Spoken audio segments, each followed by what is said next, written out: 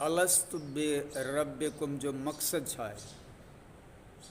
अचो त अलस्तु बे रब्बिकुम जो मक़सदु सम्झूं ऐं उन जी तशरीह आहे त अल्लाह ताला आलम रूहानियत में ज़रनि खे हिन नमूने ख़िताब कयो हो त छा आउं तव्हांजो पालींदड़ न आहियां।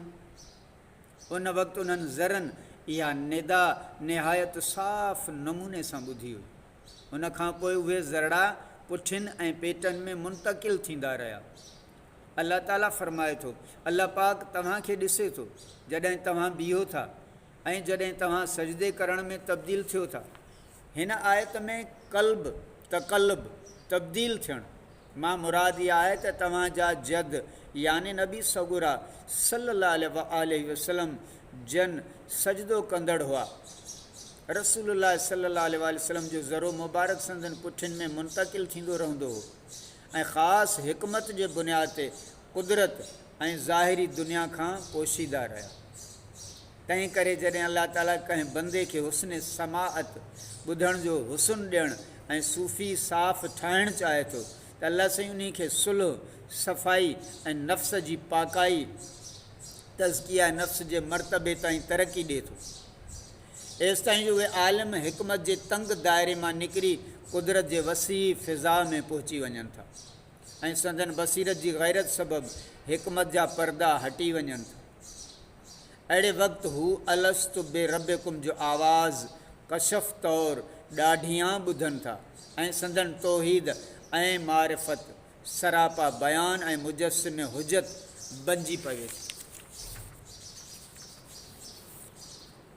इन करे ज़माने जे मुफ़ासिले जूं तारीख़ियूं बेतदरीज रोशन ऐं चमकंदड़ थियूं पवनि।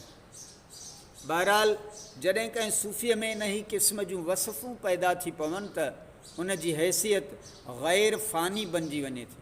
मथसि हर वक़्तु अल्लाह ताला जी तजलियुनि जो ज़हूर थींदो रहे थो ऐं हू लगातार कलाम इलाही जूं नयूं नयूं ॻाल्हियूं ॿुधंदो रहे थो। यानी अल्लाह ऐं संदसि रसूलुल्लाह सल्लल्लाहु अलैहि वसल्लम जे कलाम खे सुठे ऐं सुहिणे नमूने ॿुधे थो। अहिड़े नमूने ॿुधे थो जहिड़े नमूने ॿुधण जो हक़ु आहे। हज़रत सुफ़ियान बिन ऐनिया रहमतुल्लाह अलैहि जो कौल आहे त इल्म जी इब्तिदा ॿुधण खां शुरू थिए थी ऐं उन खां पोइ उन जी सम्झ ऐं अकुल आहे। उन खां पोइ उन खे यादि रखणु आहे ऐं आख़िर में उन ते अमल करणु आहे ऐं उन जो नशरो व अशाअत आहे। हाणे अॼुकल्ह त दौरु अहिड़ो थी वियो आहे त ॿुधण लाइ कोई तयारु न आहे।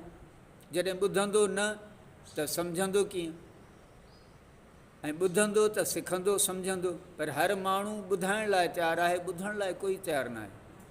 अफ़सोस आहे ॿुधण जी बि पाण में सबुरु रखो त कंहिंखे ॿुधो बि सही, कंहिंखां सम्झण जी सिखण जी बि कोशिशि करे। हर माण्हू उस्तादु लॻो पियो आहे, शागिर्द थियण लाइ कोई बि तयारु न आहे। अल्लाह ताला असां सभ खे सम्झ ऐं हिदायत अता फ़रमाए। आमीन।